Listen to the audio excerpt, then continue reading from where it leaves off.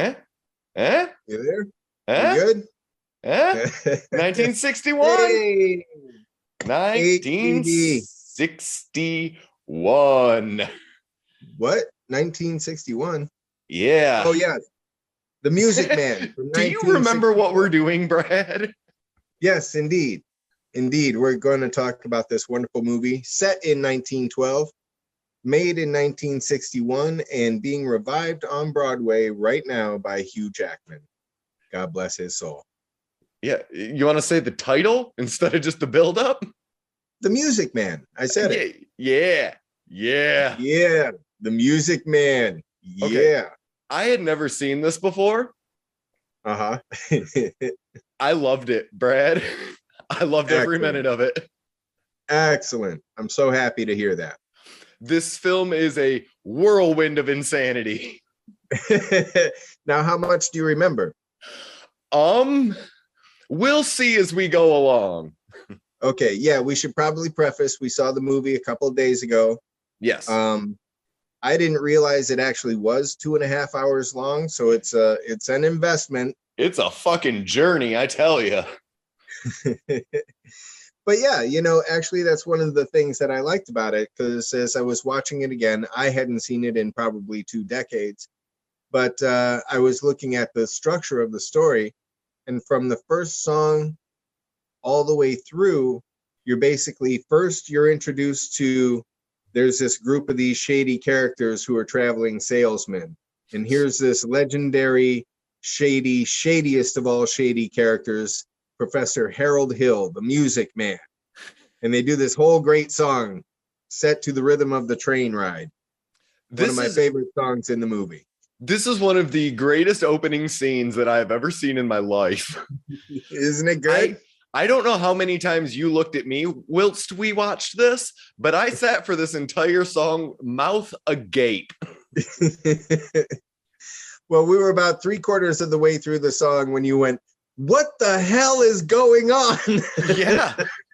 There's just the one guy who seems to like spontaneously contract rictus and just go, "What are you talking? What are you talking? What are you talking? What are you talking?" Astounding. Absolutely astounding. Cash for the hard goods, cash for the soft goods. Yeah, great. I don't even know all of the lyrics because they reference all of these things that used to be sold but are no longer sold, like a demi-john. I don't know what that is. I'm pretty sure they made up many words during this film, Brad. I doubt half the shit they listed were actual products. Oh, I don't know. Could well be, because there were a lot of weird products with weird names too, so who knows? So, I mean, we have a dongle after all, so we got shit with weird names these days. Yeah, that's fair. You know what? I always thought waffle. What a fucking weird word. Yeah, I love that word though. Waffle. Yeah. Well, and waffles are the absolute kings of the breakfast bread product, I guess. I mean, pancakes Absolutely. Are bullshit. French toast, get that fucking wet egg bread the fuck out of here. You want to give me a waffle? Hell yeah, man. I'll chow on a waffle. So I didn't mean to take us on a waffle tangent, but I felt it necessary. Hey, I appreciate that, man. Got a lot of love for the waffle myself. But so we're taking in the official breakfast food of HPV, which, welcome to HPV. I'm Chris. Oh, yeah. Yeah, I'm Brad. We watch bullshit.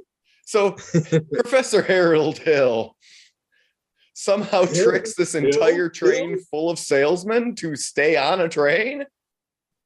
Well, basically what happens is during the course of the song, they say, look, there's no point in selling in Iowa because they're a bunch of skinflints, and no one ever succeeds in Iowa. And he doesn't know the territory. Right, exactly. They just got done trashing this guy, Harold Hill, and how he's ruined it for all of them in all of these other territories. So they're trying to go other places, and they're coming into Iowa from, Indiana or somewhere? Can I be honest with you, Brad? Huh? I understand their concern based on what happens in this film. I understand their concern for him infecting a town. Yeah, no shit. And so basically what Harold hears while he's hearing his name being trashed is the only place he can go is this territory that's supposed to be so bleak and such a hard sell that he's going to try and crack it because that's the only place he can run to. Otherwise, these guys are going to tar and feather him. You know? Literally. Yeah, literally. That comes up. Yeah. Medieval torture comes up in this film. Uh-huh. Yeah, so, well, I about lost my goddamn mind when I heard them pronouncing it Iowa. Iowa. And he says, oh, I thought it was pronounced Iowa. And they say, it is. But I just heard him say, yeah, you did. So I can't say no. Yeah, they treat Iowa like the N-word. It's insane. Yeah, we don't like it when other people say it. Only we can say it. It is baffling, I'll be honest with you. And then they sing an entire song about Iowa while following him through town. Rocky style. That song is called Iowa Stubborn. Sure. And it has lines in it that are like, you can eat your fill of the food that you bring yourself. Yeah. So, and then they invite him to a picnic. Yeah. Yeah. Come to this picnic. You can eat all the food you bring yourself. Okay. Nice. It's very confusing. I spent this entire movie wondering what in the hell was going on. Mm-hmm. From a very, very early point, I was just utterly lost. I asked you several times, Brad, what's happening? And I believe this was one of the first of many. Yeah. Oh, well, yeah. So the train ride, getting into Iowa. So that's basically the structure. We're introduced. There's this guy, Harold Hill. He's a real shady motherfucker, but nobody can crack this town. And that's where he jumps off the train. So he jumps off the train right as it's about to pull out of the station. And it's only then that he reveals, yeah, I'm that shady guy you've been talking about. See y'all later. Right. So they're all stuck on the train. They don't chase him off, leaving the town free and clear. So the next song is about the town. Then the song after that is the girl, the music teacher. Okay. And then after that, Harold meets Buddy Hackett. Oh, that's right, because they just happen to know each other. Yeah. They're old Grifton buddies. Yeah, in massive coincidences of all coincidences, he runs into a guy that he hasn't seen in like 20 years from New Jersey or something. Uh-huh. Yeah. Where they used to run this same grift. It's like when Patrick Swayze gets to the Double Deuce in Roadhouse. And he just happens to know Jeff Healey, the house guitarist. They're just buds. Like, well, that doesn't make any goddamn sense, but sure. Except for in this case, it's Buddy Hackett. Yeah. Yeah, exactly. And and since he's already familiar with what the grift is, Harold's got a buddy, he's got a partner right there, they can get started. And they do. They get started with the capital T that rhymes with P, and that stands for pool. Oh, we got trouble. Right here in River City. Right? My God. So, okay, you had to point this out to me because it didn't make any sense, but there was a billiards hall in this town for God knows how long. Uh-huh. And then when they finally got a billiards table is when the entire town turned against the pool hall. Right. Because this maniac from out of town with a briefcase wildly accused them of not even crimes, just like being morally bankrupt. Yes. The danger of becoming morally bankrupt. because suddenly there was a pool table. It's really, I keep comparing it to other things, but it's like the monorail bit in The Simpsons when the guy convinces all of Springfield that they need a monorail. Well, that bit that he sings to them is actually from The Music Man, when he's singing to them about how they need a monorail, and that whole sort of song that convinces them. Yeah. I forget how The Simpsons adapted it, but that is direct from Music Man, and that capital T that rhymes with P song.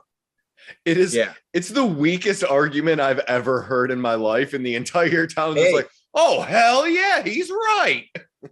Think of the children. They literally use that argument in The Music Man, and we hear that argument for everything that somebody wants to get over. Well, think of the future. Think of our children. Save the children. This film from 1961 is a real glimpse into the fact that America has not changed in a century. We're still the same old puritanical shitbags that we've always been. And dumb. This town is fucking dumb. Yeah. Well, again, just context. I'm always gonna, be devil's advocate with context. 1912. So no internet, television, even telephones are kind of obscure, not really used all that much if they're around. They had that whole sequence in the movie about 3/4 of the way through, the Wells Fargo wagon. I know I'm jumping ahead here, but is that 3/4 of the way? I think that's about half, and this movie's just really long. Yeah, okay, maybe about half. You're probably right. Because there's a lot after that. But where do we find out? I'm sorry, go ahead. Just to finish the point, they are waiting for supplies that come like once every couple of weeks or maybe once a month or something like that.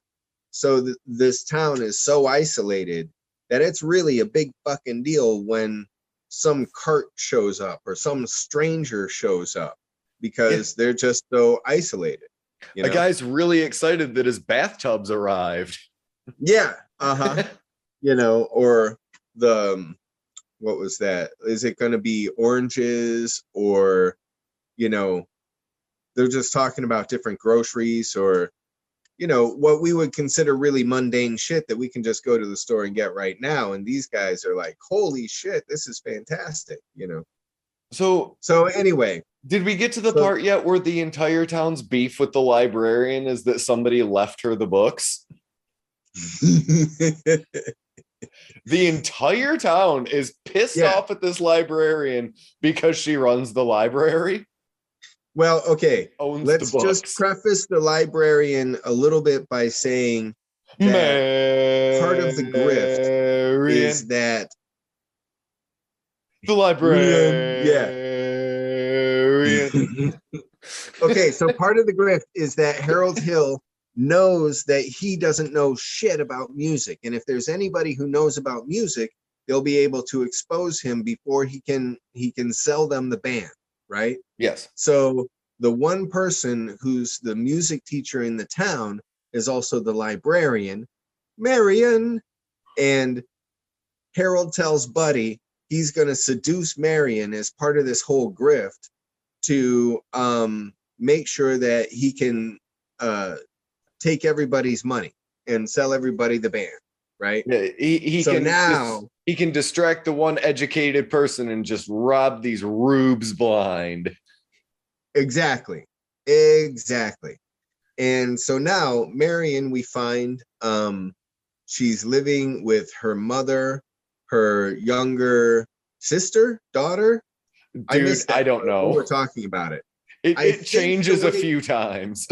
I think the way the family structure goes is Marion is the eldest daughter, and the other two kids are sister and brother. And the youngest kid is played by young Ronnie Howard. Yes. And Yeah, the man who would go on to direct Apollo 13. Uh-huh. And I always thought Kevin Bacon was a strange choice for that movie.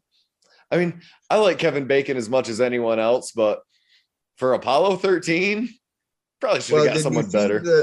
The real guy that he's supposed to, the part that he's playing, the real guy? Have you seen him? A picture of him? No, but I also didn't know anyway, so they could have gotten somebody who didn't suck instead of Kevin Bacon. Excellent point. But Bacon looks more like Yeager than, or whoever he's supposed to be there, than Tom Hanks looks like his guy, right?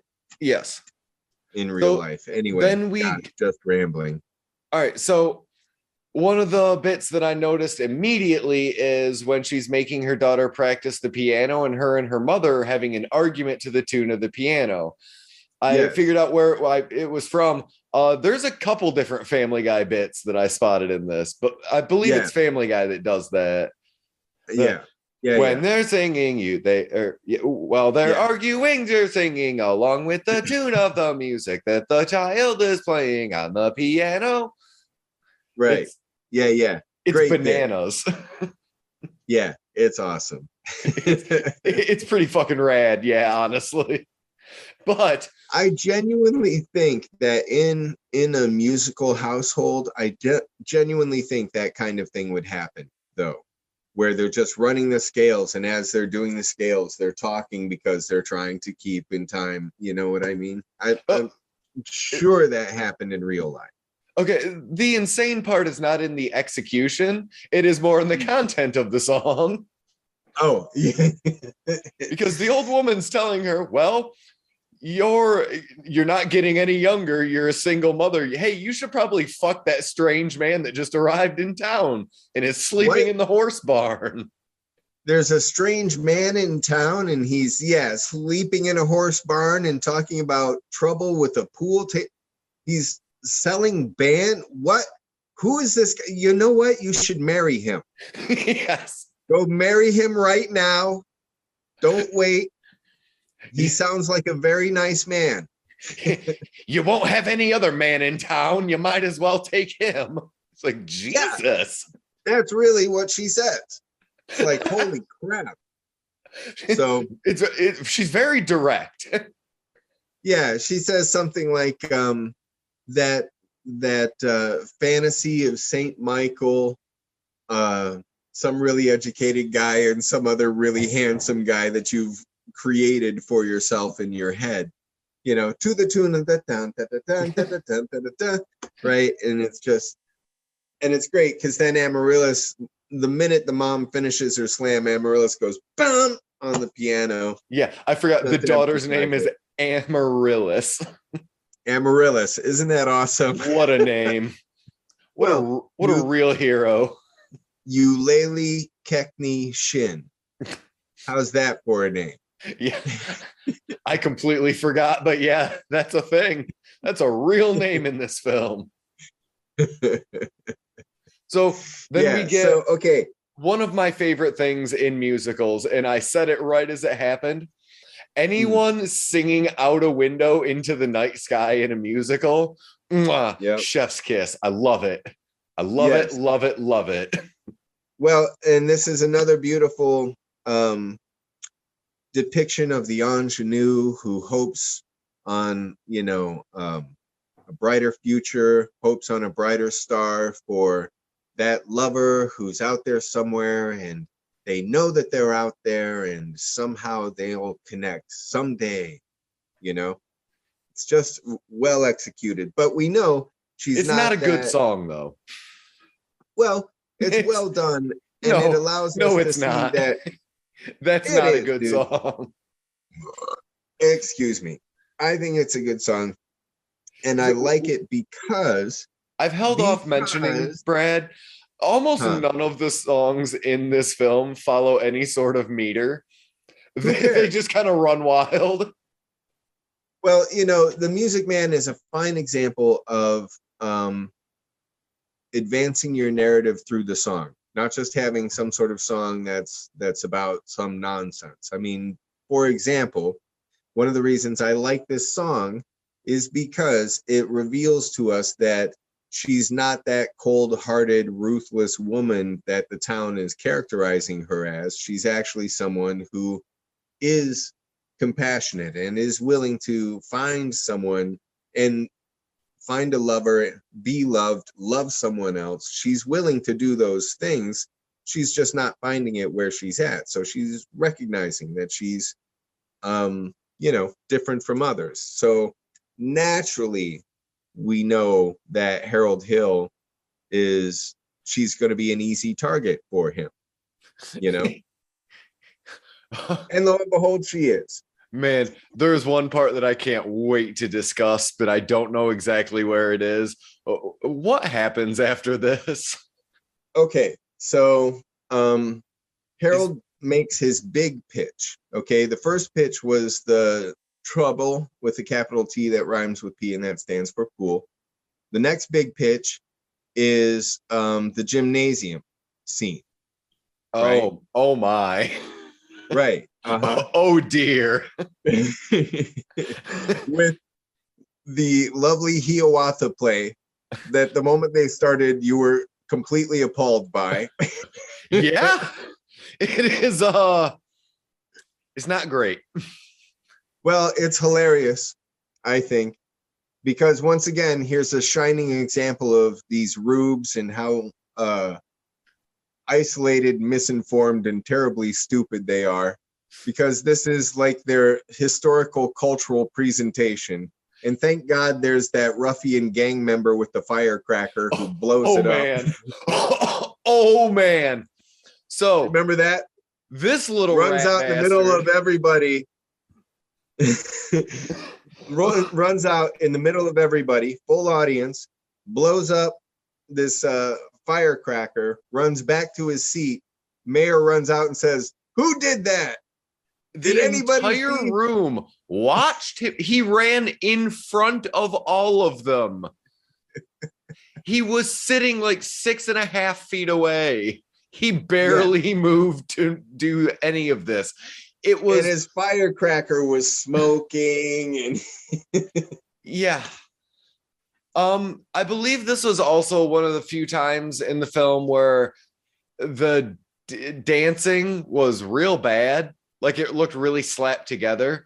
Most of the shit in this movie is really good, but if I remember correctly, it's this scene where, like, man, everybody's out of time, and it looks like they really just fucked this up and didn't have time or money to go back and do it again. It's possible. It is possible, yeah. Because I think that there were certain songs that they really concentrated on, like the whole Shaboopy number. Oh yeah. Which is another Family Guy riff, that Shaboopy song. But other more like larger set piece kinds of songs where they really focused on what they were doing with it. Oh, and they look magnificent. Yeah. So yeah. I'm going to jump to whatever the fuck, because I don't really care.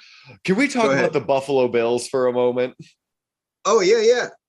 Actually, that's right in that same area. Go ahead. Not the football team. There is a 4-piece barbershop quartet. Yes. They are phenomenal. Yeah.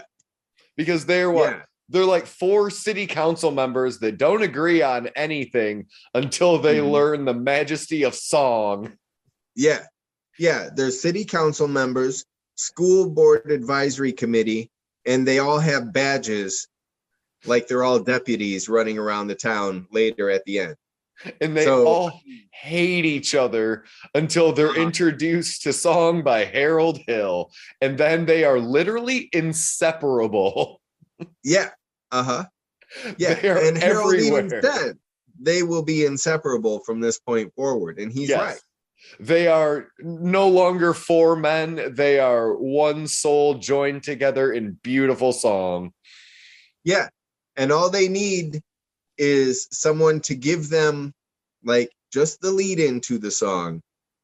Yeah. And they just pick it up and they go from there. Because there's at one point where it's almost like they monkey paw it. Like if somebody had asked for a wish, like somebody says something about like, oh boy, it's hot out here. Like, oh, it's hot. You know what's good? Watermelon. That's not an exact, but like, they really take an idea and run with it and turn it into a whole goddamn thing.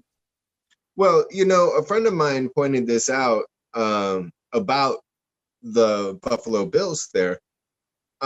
Even when they're not singing, they're just saying their regular lines, they maintain their tonal difference.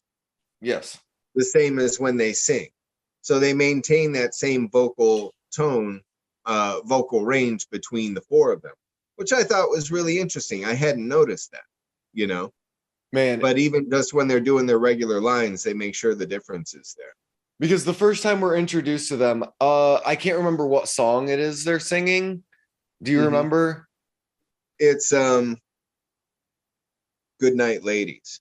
Oh, it is Good Night Ladies. Because they're basically, they are shown just in the set in the film, like by Harold Hill or like in the town. And then all of a sudden, the four of them just move over onto their own set on a bridge in front of fireworks going off in the background. Yeah. It is. I'm sorry. That was How Can There Be Sin in Sincerely? Remember that song? It is gorgeous. Yeah. Seeing these four men just doing what they do on a bridge in front of fireworks. My God. Breathtaking. Yeah. Now imagine seeing that at the Cinerama Dome, where you have a full, 70 millimeter experience, sound, all of that. I mean, it must have been remarkable when it first came out. I would have pissed in my pants. That would have been amazing. Yeah. So good thing you bring them up too, because that's also significant plot points within the movie with how Harold Hill is able to sort of goad the town and persuade them into buying these instruments for their kids and all of that sort of thing, because he takes these four guys who are authoritarian figures who can't agree on anything, always arguing with each other, and he turns them into a barbershop quartet. And now they love each other, and music is going on, and they're having fun, and blah, blah, blah. Eulalie Kekney Shin is the mayor's wife, and she is a true ball buster, right? Yes. You see her coming into the library saying, "This book by Omer Khayyam, I am beside myself. This is so offensive." Oh, man. Right? Right. She can't, and so she's against all of this poetry, but she leads this whole gaggle of women who are like members of different art committees and church committees and whatever committees. And all they do is pester each other and gossip around the town. It's the women of high society of this town in Iowa. Right. So he takes Harold Hill, the music man, takes Eulalie Kekney Shin and says, "Oh my God, you must be in charge of the music committee." And she goes, "Oh my goodness, yes, I must." And he's like, "You're so gracious. You have such style and all of these things. Wonderful." And now he's completely played to her vanity and boom, persuaded her in just a few sentences. He literally is a spellbinder. Can we talk about the song that those women sing? Pick a little, talk a little, pick a little, talk a little, pick, talk a lot, pick a little more. Yeah, great song. Holy shit. Isn't that awesome? This was one of the other times that my jaw was agape the entire song. It's one of my favorite songs. Yeah. It's bananas. Yeah. And it's also this is where got Miss Gulch from Wizard of Oz. Yep. Yep. And this is the song where they get into why the librarian is such a horrible woman, because how dare her how dare she befriend the old miser on the hill who died alone? The old miser who actually donated to the town library, the town street, the town hall, you know, all of this stuff. It's really the was it The Life of Brian? Well, what have the Romans ever done for us? And then he just lists off them like a long list of accomplishments. Exactly. And part of their beef is he gave the town a library, but he left all the books to her. Yeah, but she still has to like pay the rent on the building or something. Yeah. Oh yeah. Yeah. I mean, of course, because so basically she's just running a business. It's not even a library. Like exactly. And as we find out later in the movie, Miser Matterson, as he's referred to, was actually a friend of her father's. She referred to him as Uncle Matty because they were just that good of a relationship with the family. So he left the books to her to ensure that the family always had some sort of source of income or something. So he helped take care of the family. Yeah. So he wasn't such a jerk, which, you know, is part of the point of this movie is for all of the bickering and the gossiping and all of this stuff, nobody's actually really talking to each other and finding out who they really are until this guy shows up and kind of turns the whole town on its side. Yes, because he starts selling them instruments, and then all of a sudden his grift gets larger and more out of control because he decides to get them uniforms as well because he's going to start a band. Right. In this town. Now, okay, so this is good. Let's get into the grift. Basically what it is, we find out from Buddy Hackett that what they used to do was only sell the band instruments. And as soon as they had the money, boom, they were out of town. Whether or not the instruments arrived didn't matter, right? Yes. Now the grift has been expanded to uniforms and music lessons. So it takes, right. So not only do they have to wait, the instruments arrive, there's still another 2 weeks after the instruments arrive. So a 4-week time period total is what we're talking about here. Yes. 4-week time period. And when the uniforms arrive, by that time, the band is supposed to be ready to play the instruments so that they can put on a show. Yes. The only problem is Harold has no fucking idea how to teach anybody how to use their musical instruments. And he's created this thing that he calls the think method. The think method. Thank you. This is where this film really takes a turn. Uh-huh. This is straight up culty after this point. Yeah. He is. Yeah, and we start to see really how manipulative and actually kind of cruel what he is doing is with all of his precious compliments that are ultimately designed to strip as much money and influence as he can from these people. Yes. And the only person that seems to be onto him is the bumbling mayor, who sort of also falls for his charms intermittently. He's one of those characters that as soon as he falls for it, goes, no, wait a minute.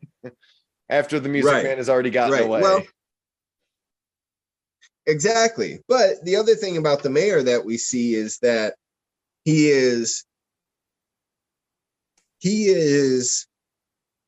immediately spellbound like every other member in the town, right? Yes. But the minute that there starts to be a question of a possibility of who is this guy, suddenly the mayor knows his ass is on the line and he starts going, yes, let's see his credentials. So what I'm trying to say here is he's the first person that we see in the whole story legitimately go, oh shit, I need to cover my ass. Yeah, this guy is a problem. Yeah.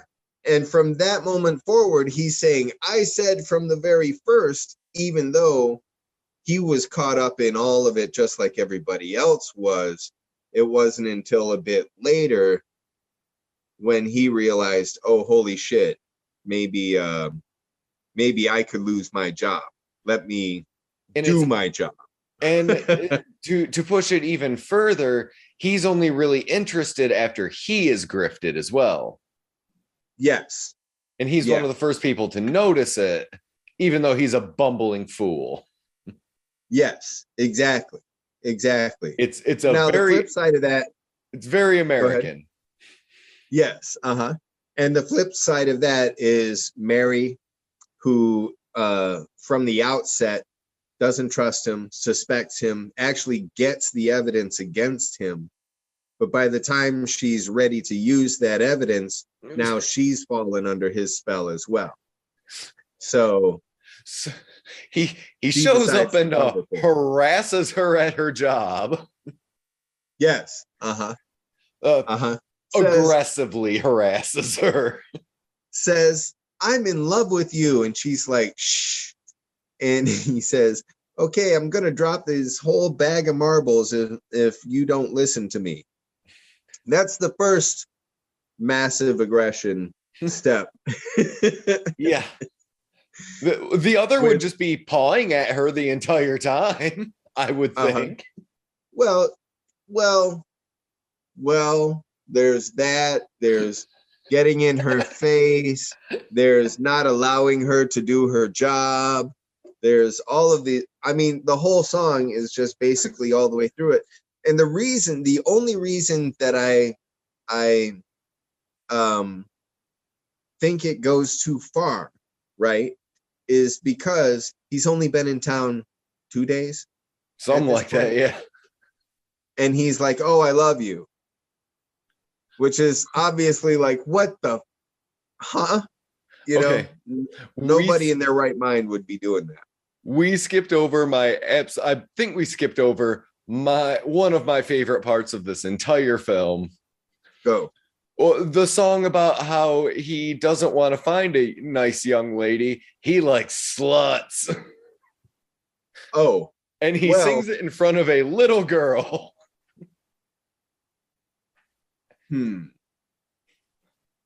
Was that before?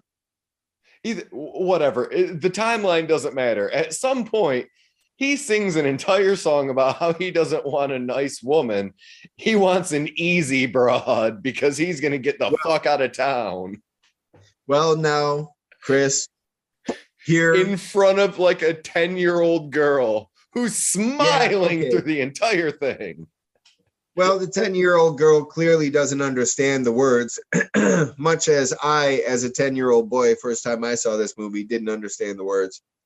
That would be the first thing that I would throw up. Although, I bet you in Hugh Jackman's stage play, there's no 10-year-old girl anywhere on stage while that song is going on. I certainly hope not. Because the song itself, I will remind you, is that he doesn't want a virginal girl. It is the sadder, more experienced girl that he wants. Yeah. Right? He likes tired old whores. Yeah, he likes the women who have been ridden around the block more than once, you know. I'm with you, Harold Hill. I'm with you. Yeah, They haven't had their true love, but they're willing to let the fantasy live one more time. Just hopefully he doesn't knock him up and leave him with the kid before he flies out of town. Right? Again, all of this in front of a little girl. and Buddy Hackett's just there too. Well, Buddy Hackett is the fine friend who allows us as the audience to understand what kind of shitty, smarmy man this guy actually is, as opposed to this facade he's putting on, how charming he is, all of this stuff.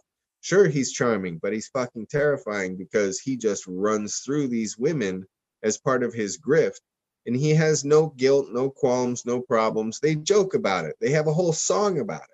Yeah. You know, no, I don't want to target these women. They bore me. They're too easy to target. Let me target these other women because I can probably get laid too. You know? I mean, that's the song. He's a goddamn sociopath. Yeah. He's a real problem. Yeah.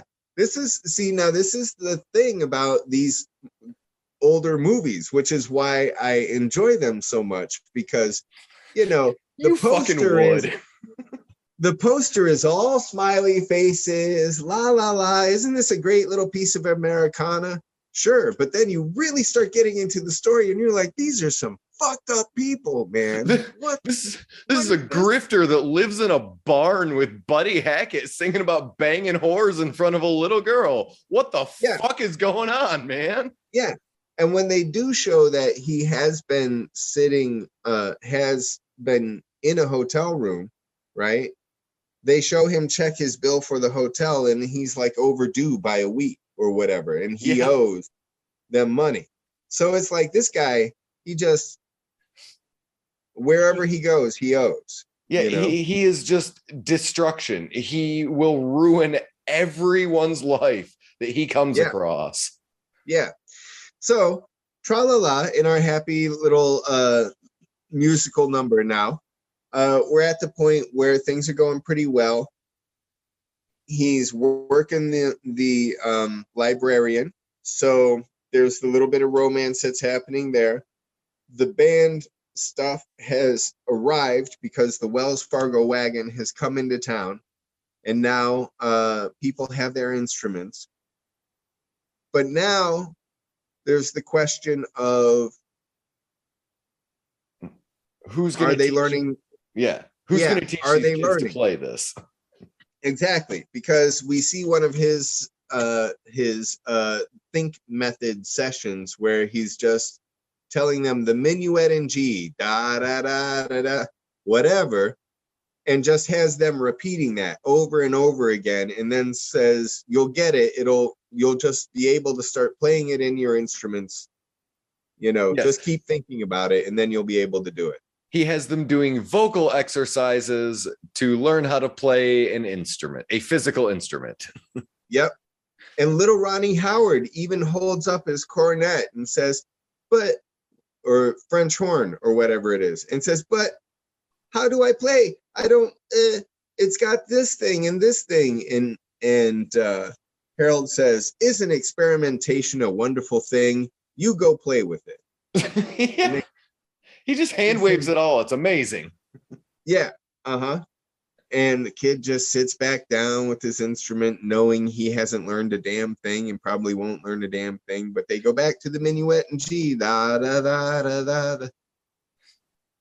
So things start getting tight. Things get close, get down to the line. They get the last of the money for the suits, which are supposed to have arrived. And there's a big town celebration. I'm jumping ahead a bunch of stuff. Yes. But basically, we've covered all of the high points. Everything else is like... Did we forget was it 72 trombones or whatever song? 76 trombones in the marching band. All 110. You hear it first as part of his pitch at the gymnasium. Okay. When he makes his first pitch about the band. Okay, yeah. So we get the reprise at the very end of the movie. Yeah. Okay. Yeah. It was just one of the more memorable songs. I just wanted to make sure that I hadn't forgotten it. Yes. Well, that is that song. There were bells in the town, but I never heard them ringing. Remember that one? Nope, not at all. Well, that actually was a pretty popular song that came from the musical, and then there were I think 2 other numbers, including the Shibuki one. But anyway, so 76 trombones, that was the big song. We do get a couple more essentially solo Buffalo Bills songs, and every time they are on screen, it's magic. Absolute magic. I'm not bullshitting. I really enjoy when they are on screen. It's really good. Yeah. Well, and they all have individual parts that they're playing, then that they play into, this guy is the more comical one, this guy is the more keeping the band together one, that kind of stuff. Yeah. So while we were watching it, you and I were talking about how it's amazing that this was just, that's what these dudes did. This was their job. Yeah. That they made a living off of that. Like, man, wow, times changed. Yeah. Well, you know, there are still musicians tour. Yeah, but I mean, like, our thing is we do barbershop quartet. And we're just in this gigantic and now historic musical. Mm-hmm. It's just, it's mind blowing that that was their job, was to be a barbershop quartet. Well, imagine all of the different places, because literally it's just the four of them. So not only are you doing barbershops to, you know, keep people interested while passing the time, while they're getting their hair cut, whatever. But you could go to a bar, you could go to a county fair, you know, any of these places where there was any sort of public event, suddenly you could show up and sing a few songs and earn a few pennies or whatever it was that you got for what you did there, you know? Yeah. But no, like I said, man, just every time that they show up, like it's not me even being a dick. It's like, man, these guys are really good. Like, this is very entertaining. Well, along those lines, it's why I like vaudeville. It's why I like seeing those old movies, because even W.C. Fields with the cigar boxes and doing his cigar box sort of juggling routine. I mean, fuck, that's amazing, dude. I don't know anybody, you know, contemporary performer who does that. And if there must be somewhere. There's such a finite few people, and that's a genuine skill set. Granted, it's not worth more than entertaining other people, but it's still fucking entertaining, dude. You know. Yeah. And one of the other things that I wanted to talk about was, I want to take a detour into the filmmaking, because I do a thing sometimes where I will count the amount of seconds in a sequence before it cuts to a different camera angle, just a camera cut. Yeah. In movies, since, you know, like the 90s, I guess, is when it really started to pick up. It's usually about 3 to 5 seconds per cut until the camera angle changes, something happens. In these, there are long sweeping camera movements that are like 30 seconds long, where nowadays we'd be like, oh, that's a really good oneer. And that's just what movies were back then. They have to get the choreography, the camera placement, lighting to move cameras in such a sweeping manner. The filmmaking is fucking incredible in this film. And once again, another reason why I love it. I mean, kinetic cinema is interesting at times, but I remember when it first started to be a thing, and frankly, I didn't like it because I think that you can cover a lot of production mistakes with quick cut editing. Yeah. And you see that all the time in fight scenes where, you know, the choreography sucks, the people doing it suck, but because it's quick cut the way it is, fuck it, it's fine. Yeah. And, you know, you take some of these equilibrium. Oh, man. Well, so you take a look at some of these long takes where this choreography is literally, no, these people are done and now these people are shuffling in, and you're seeing the full transition of what this number actually had, like it would have if you were seeing it live on Broadway. Yeah, and in some of these shots on these, like, you can tell they're not huge sound stages. They're pretty large, but there's up to 70 people. That's 70, like, if you want to put it, like, break it down into stupid terminology, that's like 70 different pieces of machinery working that all have to work correctly every single time to get these shots done. One person flubs a fucking dance move, they have to reset everything. Exactly. It's wild, man. It's astonishing, and it's lovely. It's the kind of stuff that made me want to make movies. You know, imagine being on that set, anywhere on that set, right? Whatever and your just position is. the production design, the sets themselves, Yeah. for 1961, and obviously like what they were working with, they look fucking phenomenal. Yeah. Yeah. And also consider at this time that doing musicals at that time was, they'd already been doing musicals since the 50s. So this is kind of old hat for them. Okay, we're going to use this soundstage, repurpose it. We've already got people who are used to shooting and lighting these things, you know? So something that would probably take fucking months to do now, they were like, okay, we'll be up in a couple weeks. Next month, we'll be ready to go. Yeah. You know, so they're just a well-oiled studio system. We have all these dancers on retainer. Just call them in, teach them a few new moves. They'll be ready to go in a week. Get costuming on it. We'll be all set to go. Exactly. And I mean, so anyway, so this happens to be not just one unique classic from the era, but it happens to be one of my favorites, which is why I subjected you to it. Oh man, like I said, man, I really like this movie, and good. I think you thought you were getting me because you didn't think I like musicals. I don't mind a good musical, man, but like it has to be at least a compelling story. Like, there are so many musicals out there. Like, this is just boring, and the songs are bad, and I don't like any of this. That's how I feel about A Chorus Line. I don't understand why that is such a popular musical, other than it's behind the scenes stuff about, you know, New York stage production. But well, it's the same reason that Hollywood sucks their own dick over any movie made about making movies. True. Very true. Yeah, very true. So yeah. La La Land, I didn't care for either. I was just like, whatever.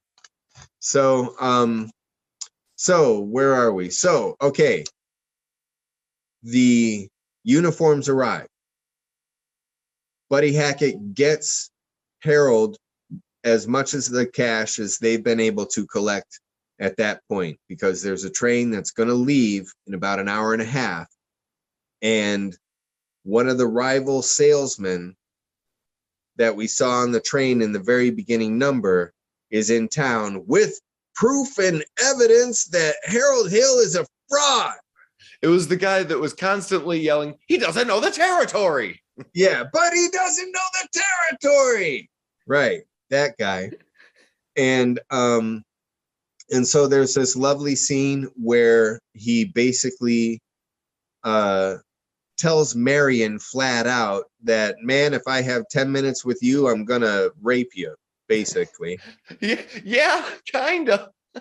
And she's like, no, you're a filthy piece of shit, until she realizes that he does have evidence that will expose Harold, this other scumbag that she cares for.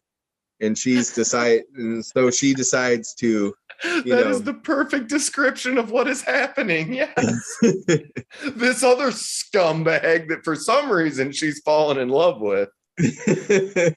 And now to get him back, she is going to throw herself at this other salesman.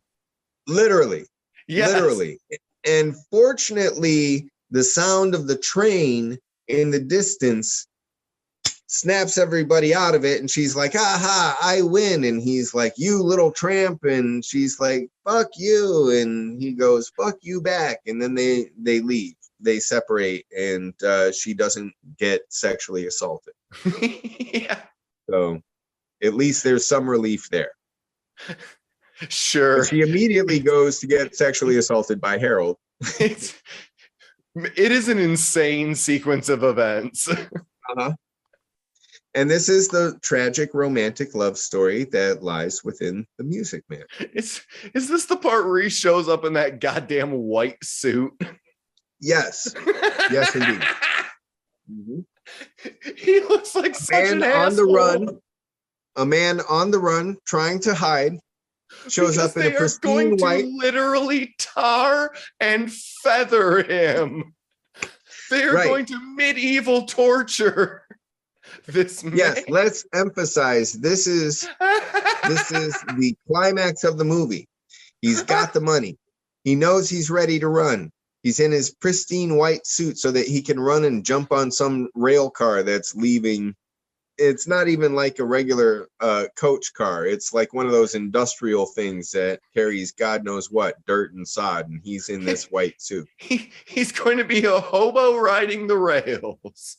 Yes, because he knows this rival is in town. He knows his sheriff is chasing him. And you see this ripple effect as the news spreads through town. And now they're going to get that Harold. They're going to tar and feather him, put him on a rail, and all of these other horrible things. And he's trying to tell Marion, you know what, girl? I got to go. Love you, but I got to go. And then as they're singing in whatever back and forth, about how he just wants to sit down. He decides he can't leave Marion. Holy crap. There's an entire section of this song about like, can we please just sit down for a minute though?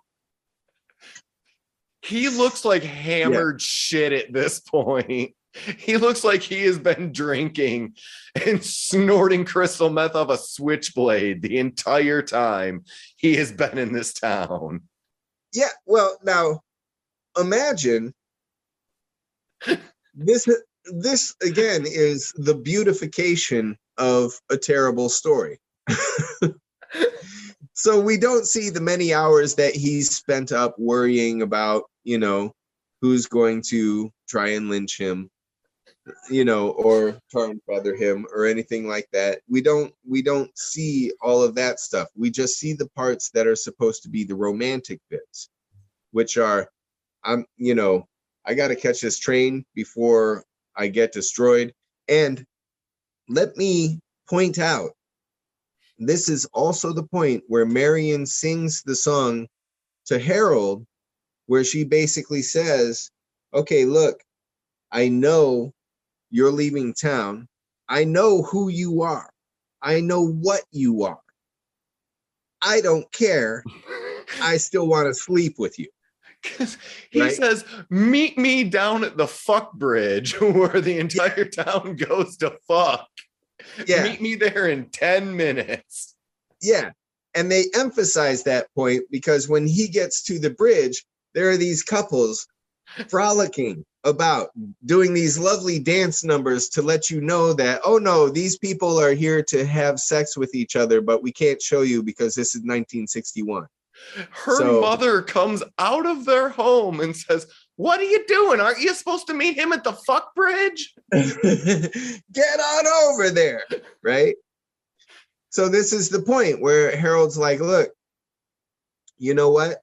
I've actually decided that I respect you now and I don't want to fuck you, but I don't want to run from you. I want to stay and have a relationship with you. And Marion is like, no, you got to get out of here or they're going to run you out on a rail and tar and feather you. No, for real. They're going to kill you. You need to go. So the tables have officially turned. And now they're both expressing their love by once again having crossed desires for each other where one wants to stay and one wants to go. Yeah. Now he wants to stay and essentially be surrogate husband and father, and she just wants him to drop a hot load inside of her and hit the bricks. Yeah, exactly. You can use my body for sex if that's what you want to do. I still respect myself enough to allow you to do that. So, okay. This was very clearly written by a frustrated man. Yes. At least one frustrated man had their input on this. It was just like, you know what? I'm going to write a musical where something happens that I want.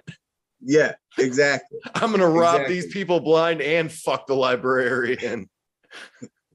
But before he gets to nail her, the town shows up to nail him to a rail. They capture him. They don't actually tar and feather him yet, though. They leave his white suit pristine, but they haul him into the gymnasium, right? For like a mock trial. Oh, Jesus Christ. Yep. Yep. And so there's the mayor who's saying, I said from the beginning that we need this guy's credentials. And but interestingly enough, they say he promised us instruments. Well, we got our instruments. He promised us uniforms. Well, actually, the uniforms did arrive. Well, then where is the band? And then suddenly, the doors kick open. We hear a whistle, and that town ruffian, who's a horrible gang leader and a terrible person, was it Tommy? Is the leader. Yeah, Tommy is the leader in this sort of slipshod band outfit, right? And he leads in the boys, and they do the minuet in G, da da da da da da da, right? But they're horrible, as well they should be. I am trying my best to remember Tommy's catchphrase. What the fuck was it that kid kept saying? Great honk. Yeah. What in the fuck does great honk mean? Well, he used it in about 8 different contexts throughout the entirety of this film, and I have no idea what it meant any of those times. I would say that it would be a colloquialism from a small town, Iowa, mostly farm, where you're probably dealing with geese who are occasionally annoying. And what do geese do? They honk. So if somebody has a great honk, then they're really a pain in the butt, is how I would interpret that. So in other words, when he's saying, I have a right to be here just like anybody else, great honk, would be like, what the fuck? Or something like that. Yeah, he uses it in so many baffling ways. Like, I thought I had a handle on what this meant, but now he just used it in this context, and I'm absolutely thrown off. Well, there's his girlfriend, who's also the mayor's daughter, and her catchphrase. Do you remember that one? Nope. Ye gods. Oh, Jesus, that girl. Yeah. I love that girl who's just like, no, I'm a nice girl. And at the end of every scene is like, no, but real quick, let's go over here and fuck. Like, what the shit? Just like you would hope the mayor's daughter would be. Yeah. So like the scene where they're flirting in the library. It's yeah. like, man, just go fuck. Yeah. He's like, come meet me at the bridge. You know, come meet me at the fuck place. No, I can't do that. Only terrible people. Come on, 9:30. 9:30? Yeah. Okay. Yeah, that's her. Great scene. So they catch Harold Hill. Nope, go ahead. You go. No, you were doing exactly what I was going to attempt to do, but you're going to do it better. So, okay. So they catch Harold Hill. The mayor says, where's the band? Tommy, that ruffian, leads the band in. And turns out they actually can play the instruments. Not well, but well enough that the parents are all impressed and they start going, oh, that's my Jimmy. Look at my Charlie play. I always knew he had it in him, and things like that. And so really, the Music Man delivered on his promises. Yeah, I guess. As weird as it is, the freaking con man shyster actually did everything that was supposed to be the con. Right? But here's the thing is he didn't. He absolutely didn't. He fucked them out of their money and then convinced them that he hadn't. Well, now, Chris, let's put this in context. No, you shut the hell up, Brad, because that is exactly what happens. It's amazing. Well, that's one way of interpreting it. However, the other way of interpreting it is to say he recognized a problem in the town, which is that these poor boys were going to be swayed by this awful pool table and needed to buy his band instruments and uniforms, as well as his think method of learning how to play. And what did he do? Why, they paid him that money. He delivered on those instruments. He got them those uniforms. And by God, somehow those kids learned how to play. It must have been the think method, or maybe Tommy beat the shit out of them, each and every one of them. I don't know. But somehow, by God, Harold Hill delivered. Under this man's tutelage, this town is about 2 years away from all meeting in the center of town and creating the original Jonestown. Well, possibly. He is going to lead them all to ruin. Well, certainly if he stays in town, marries Marion, and tries to make roots in that town, it will be nothing but a downward spiral into some sort of mass destruction. Sure. I could see that. This is going to spiral out of control, no doubt. I mean, Marion can only do so much. And as we see, the interesting thing is at the tail end of this movie, we see she's decided, I know who you are. I still want to sleep with you. And even in those moments where she's like, oh, well, I can't really go there. He's like, hey, come on, 15 minutes. Ring, Jedi mind trick. And she's like, 15 minutes. Okay.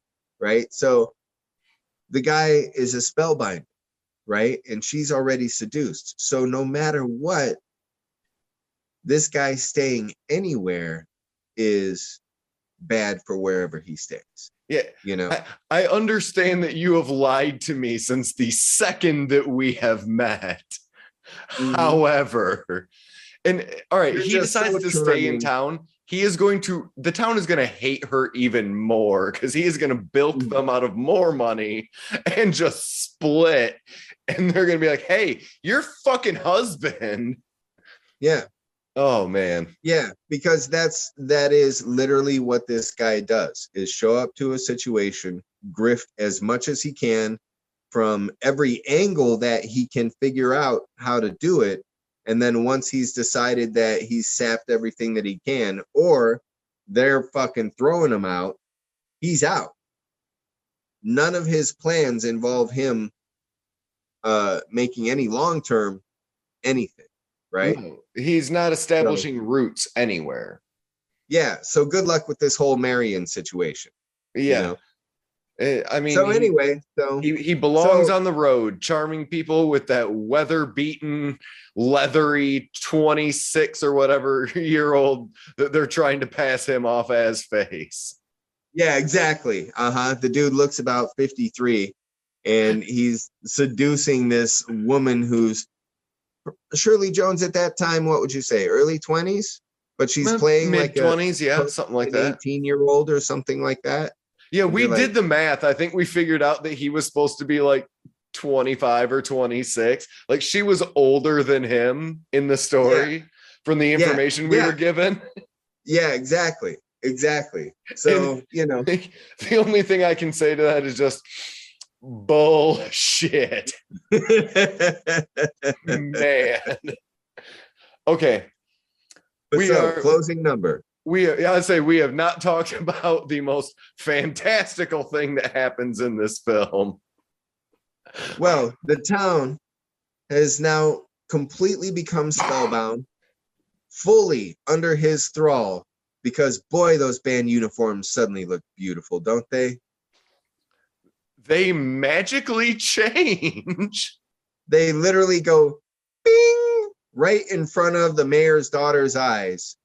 Suddenly, that slipshod band uniform that was probably worth $150 looks like a top of the line, epaulets, gold inlays, everything. Lovely top of the line uniform. And with the proper gold, whatever that thing is that they spin around. The baton. Yes. And there, let's see. How many people would you say the band consists of after the transformation? About 500? 500 local children? At least. In a town of, they say at the beginning, the population is 2,212. Yes. And I think we saw the entire child band be that 2,212 population. Yeah, there are more people in the band through. that are watching from the streets. Yeah, absolutely true, which is so hilarious. And that changes the entire story because I believe, as I pointed out, this just leads me to believe he is in fact a warlock and has bewitched an entire town. Yeah. Uh-huh. This movie's fantastic. Exactly, dude. Exactly. It's you see the what best. I mean? Yeah. I mean, and again, okay, let's just talk once again about this guy's ability to convince this town that what they need is a boys band. With his fucking Rasputin eyes. The way that he immediately sees something that is a detriment or some sort of character trait or some sort of something that he can exploit to his advantage, he does. And he does it by being super complimentary, making up some sort of gift, which means nothing in reality if you think about it. But he's just so impressed by them that he wants to be a part of them and have them be involved. And suddenly, he just builds up their level of self-importance to the degree that he can now take their money. It is amazing to see what is built into this script in terms of these characters and how they work and how they speak and how they perceive each other. It's also pretty closely tracks with how fascism starts. Well, the cult, like you were talking about before, the whole cultish group think that starts to happen with it. Yeah, you appeal to the people with money, which means that you can then appeal to the downtrodden. And it's a very slippery slope the entire time. It's pretty fucking crazy. Yeah, because usually you see there's a story. I guess what I was trying to point out with this whole bit about actually pointing out that the band uniforms do arrive. The kids may play shitty, but they do play. So in a way, he actually did fulfill that grift, right? A lot of times in these types of stories that you see, there's always, the grifter gets his in the end somehow, right? Like Steve Martin did one, and I forget the name of it, but it was about those traveling preachers, and he played this traveling preacher. Yeah, I know exactly what you're talking about. Yes. Okay. And the one thing that he says in that movie, the one thing that will always ruin a con is the real deal, right? Yes. And so to me, that this is one of those examples where that was their out for this movie, was to give this guy any sort of redemption. They had to show that he actually did fall for one of these girls that he usually just abuses and leaves, right? First, and then second, that he actually did somehow manage to pull off all of this shit that was just a straight up con to begin with, right? Whether he even knew it or not, because he was ready to leave that fucking town. He was ready to skate until he decided that Marion was actually worth his time and he was gonna stay, But essentially, he fulfills his responsibilities on accident. Yeah. Yeah, dude. Isn't that crazy? And that's the happy ending of this movie is, hey, you didn't fuck up. How about that? And now he's just God King of this community. Literally leading them, dancing around, right? Making up the tune that they're playing, the 76 trombones leading them, and the town literally, it goes from a boys band to a full-on fucking marching band with, I mean, if you go from that perspective, then the very few that you see on either side watching this long band go are the very few people who saw through his shit and never bought into it. Yes. They're just sitting there going, oh man. or they are probably prisoners not enjoying the parade. They are prisoners put there for the photo opportunity because the sidewalks can't be bare. Some real North Korean fucking military parade shit. Right, exactly. Those are the prisoners. Wave, cheer, cheer. Do it now. Oh man. There's a bayonet in every back. So that's The Music Man, 1961. A bayonet in every back and some rice in every pot. Against fascism. Yeah. Oh man. Awesome. I am delighted that you liked it. I would recommend this to anyone who gets high. Fucking awesome. Yeah, exactly, dude. 2.5 hours. The nice thing about the 2.5 hours is you can actually doze off, wake up, and it's still going. I mean, I was never bored during this movie. Seriously, for a 2.5 hour musical that's this insane, I was never bored. Not once did I look away from the screen in 2.5 hours. Excellent. Yeah. Thank you, Brad. This was fantastic. My pleasure, my friend. I'm glad you like it. So, and also I would like to give a shout out to the local library, to anybody who, if you don't have a library card, get one. Because if you can't find it on your streaming service, you can get it from your library, and the membership and the rentals are free.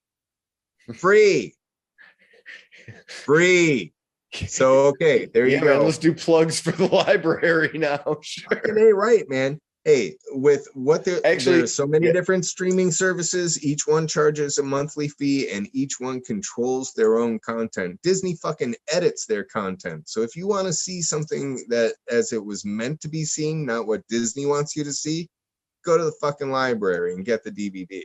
And also, while you're at the library, get a fucking book too. People just need to start reading books. Yes, please. One of the last resources of public information that is free is the public library. Get yourself a book, get yourself a movie. You can even get a video game if you're into the all-around media consumption thing, whatever, but it's all available. Public library. Just do not harass the librarian when you go in. Yeah. They don't walk in just singing Marian. They don't like you to sing to them. They would rather you just came in, got your information. They're happy to help you, but always be kind and polite. And don't sneak up behind them and sniff their necks. That's not okay. No, don't close the book that they're reading and try to grab their chin to make them look you in the eye. Don't, leave them alone. Leave them alone. They do not think it's cute. No. It's not cute. So. It is a crime. Yes, but as I will say... God damn it, Brad, no. You're not going to sit here and justify whatever. With most every movie that has objectionable material, remember, folks, it is only a movie. It is not a how-to manual to do anything. It is simply meant for entertainment, discussion, and that is it. If you're taking cues to pick up women from a musical from 1961, good God, go see a therapist, please. Yeah, and I've said this before and I'll say it again. God damn it. If you're listening to Joe Rogan interview Jordan Peterson and taking away any advice these boners have to give you, oh man, you are the problem. If you listen to anything we have to say and take it seriously. Yeah, God forbid, if you're taking advice from us, hopefully the one thing you take away is to go to the library and get some real information, for fuck's sake. Yeah. Please All don't. Right. Anyway, Brad, what have you got to plug before we get out of here? Right now, nothing. I've had a couple of nice little research things that I shared with you, and hopefully in a few more months we'll have some more information. But right now we're kind of research and ideas, early pre-production stage. That's it. What do you got? What are you doing? Well, if you only listen to the episodes that Brad's on, we also do a horror vomit where we talk about horror movies. It's sweet. It's real stupid, but it's real fun. What's the next one? Let's see. When is this coming out? After this, I believe it will be Jacob's Ladder. Oh, dig it. That's a good one. So we have that going on. We just recorded. We have a 5-part miniseries. Myself and my lovely co-host Kayla Perkins spent 5 or so hours talking about Mike Flanagan's Hill House, and awesome. Boy, sweet. It is an ADHD nightmare, but we had a lot of fun doing it. So why not? Every Saturday night, if you come to our Facebook group around 9:00, I will post a link to our Discord server where we are watching free movies with our friends every Saturday night. Absolutely no cost to you. I believe when this goes up, which will be Thursday. Yes, this weekend, this Saturday night at 10. We'll be doing The Black Coat's Daughter, which is legitimately one of my favorite movies of all time. It's very, very good. So that's and we also have calendars for sale. Holy shit. I actually had shit to plug this time. God damn. Yep. Uh-huh. All right. How do I get a calendar, Chris? You contact myself or Brad or James or anyone that you've heard on the network. Whoever you like, get a hold of them. They'll get a hold of me. You don't fucking talk to me directly. If I wanted to get a hold of you, how do I get a hold of you? Do you have an email or a Facebook page, or how do I do that, Chris? Again, we have our Facebook group. If you want to send us an email, you can send us an email at horrorvomitpodcast@gmail.com. Boom. There it is. Brad, you sack of shit. Stop making me plug things. Chris, I want to go to bed, you bastard. Individual. I can't wait until we do another quiz game show, whatever. Oh, God damn it, now you're committing me to writing more stuff too. Fucking A right, I am. Tell you what, man, there's money in them, their ideas. It just there is. That's all. All right. Well, me ripping off CBS. Yeah. It's a real fucking A right. We'll talk more later. To success. We'll talk. Fuck yeah. Yeah. More stuff I'm not gonna promote after doing. Well, we'll see how things go. All right. So, man, should we go ahead and just be done with this? Yeah, let's call it. It's good talking with you, my friend. You too, Brad. I love you. Love you too, man. Oh, talk to you later. All right. Bye.